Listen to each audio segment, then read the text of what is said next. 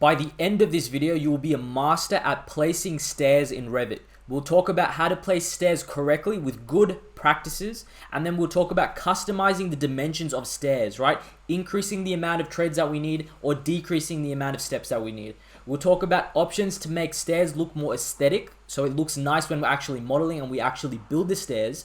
And then we'll talk about a quick trick that I use to automate my stairs and place 100 levels of stairs just with one click. I'm strategically designing this video so that you have all the crucial and critical information that you need in order to go from a complete beginner to someone that is very proficient at using Revit and able to model stairs in different types of projects. You'll be able to showcase your knowledge in different portfolios and in different models, show it in a workplace or show it in a job interview. Before we get started, I want to let you know that all my courses are for free on this platform called School. It's the first link in the description.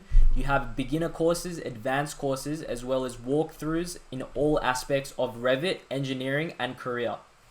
You can go through all of these courses, and if you have any questions, you can DM me personally. You can have one-on-one video calls with me, or you can ask the community where I will or someone else in the community will get back to you regarding any questions regarding Revit. So click that link in the description and join my free learning platform. So far, what we've done is we've placed our floors and we've edited our floors in a way that we have different openings for stairs and we have different types of floors for different rooms in our model, right? And what I want to do now is, according to my architectural model, I want to add a staircase from the ground floor all the way to level 1, right? So let me create this view in a way that you can actually see this properly. I'll create a 3D view, place it on the side here. I'll take my east elevation and I'll place it up the top here. And you have your floor plan. So the easiest way to add stairs in Revit is to actually just go to the architecture tab and you'll see an option under circulation called stair, right? If you click that, it'll open your modify, create stair option box, and what we can do is we can just place our stairs now. So there's different options in order to place our stairs. As you can see, you have this location line run and it says center. You can change this to left, right, or center, right? Those are the main ones. And what this is it allows you to place the stairs in a certain way.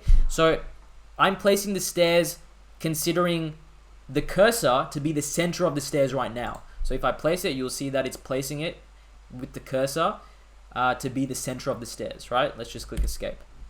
What if I change this to left? Well, that's good for me because then I can use the outside of the floor as sort of an outline and I can place my staircase based on that, right? If I do right, it's going to place it on the other side of the floor, right? Or I might want to do it on this side as well. So those are the different options that you have in order to place stairs. I'm going to click left so I can place it using the floor, right? I'm using this floor, the side of this floor, as sort of a tracing paper for me to place my stair, right? You will see that there's different types of stairs. So you can go to your properties, you can click this, and you have, in my version of Revit, you have a private staircase, you have a commercial fire escape staircase, and you have a residential left saddled staircase.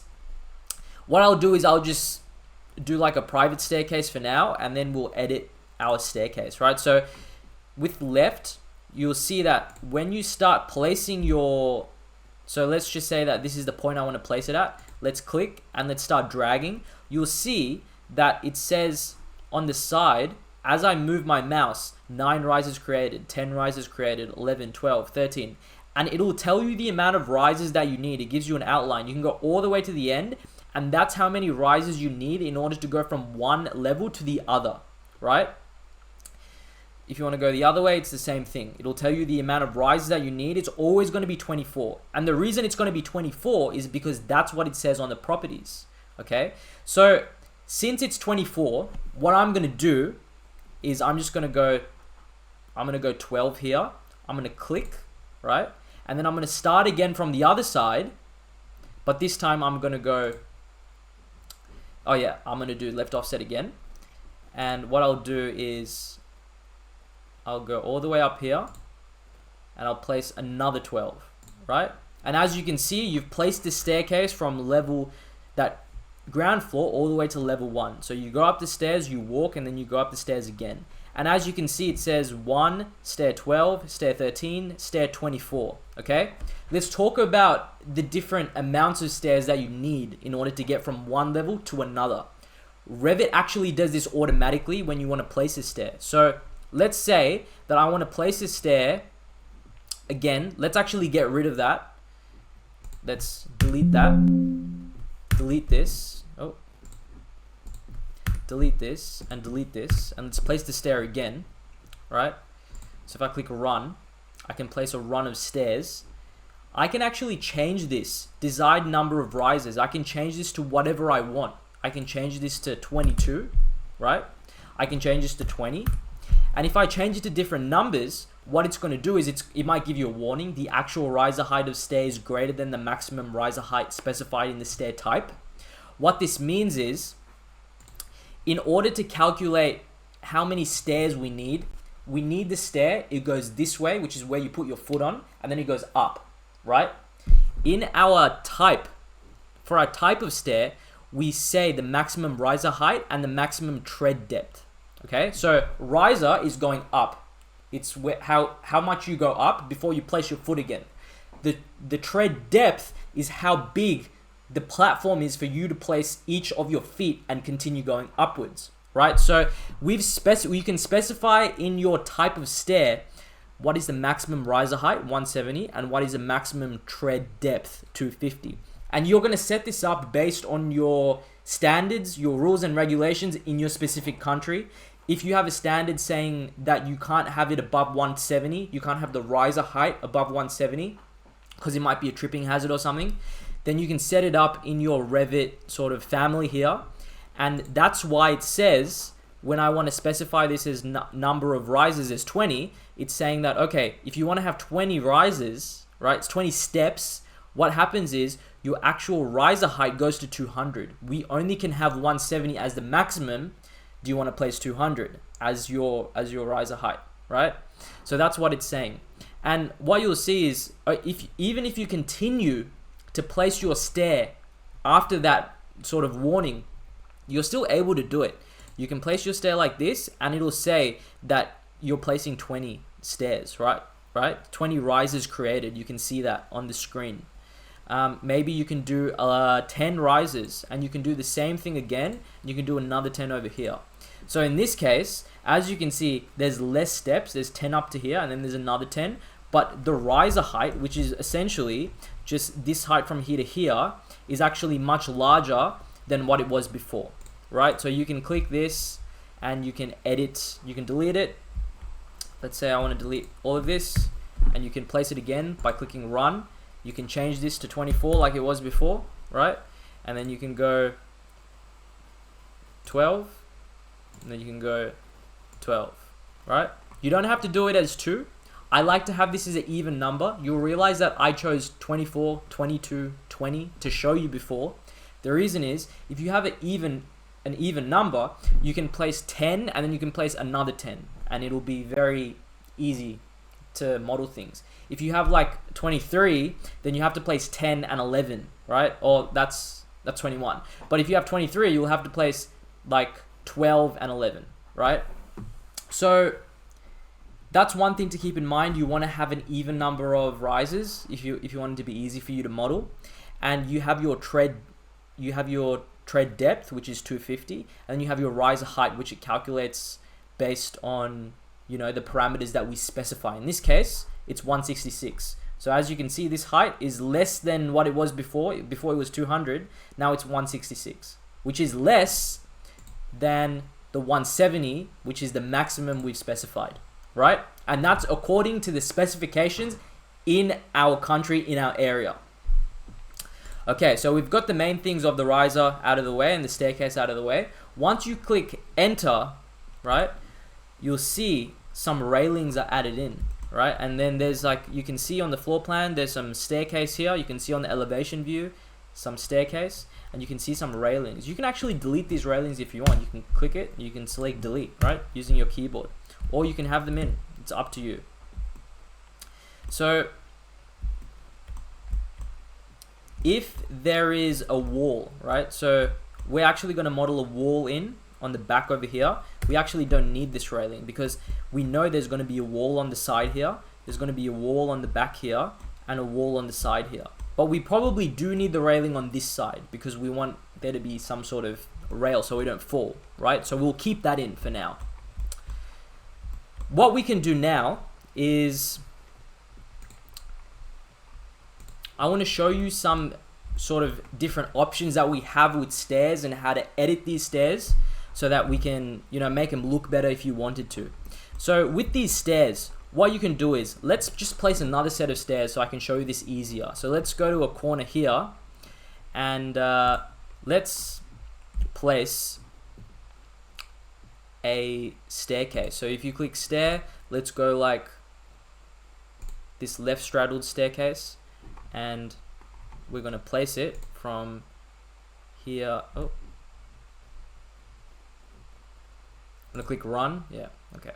I'm going to place it from like here to here, right? So you see there's a staircase that we placed. If you click enter, you've placed this staircase, right? I'm just doing this for illustration purposes so you can understand about stairs quickly before we move on to the next part. I want you to have a quick overview of everything you need to know about stairs, right? Because technically we've done the modeling. This is all you need to place stairs, right? But I'll show you some things, some tips and tricks that you need to know about placing stairs so that you can get majority of the information without having to go back to YouTube later, right? So if you click the stair, you can edit the stair type, you can duplicate it and create a new one, or you can, you know, we talked about this, the riser height, you can change the riser height and the depth like maximum, right? That it gives you an error with. You can come here and you can change your right support. So you have a right support and a left support. You can say that you can have no supports on the right, you can have no supports on the left, you can have a middle support, right? What's that going to do? As you can see, it got rid of the right, it got rid of the left, and then there's sort of a support which is going along the middle. So you might have seen staircases that are like floating and then it's supported on the middle, right? So let's just say we click OK. Let's get rid of this and let's get rid of this. So we have like a floating staircase, right? This is how you'd make a floating staircase. You have it supported along the middle from the bottom to the top, and you can get rid of the right support and the left support because you're supporting it from the middle, right?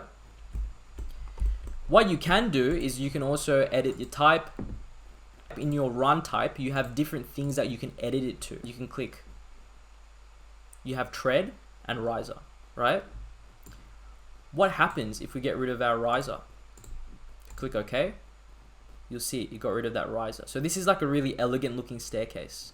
Okay, so in your run type, again, what I did was I clicked edit and I got rid of my riser. Let's add that riser back in. As you can see, that riser was added back in.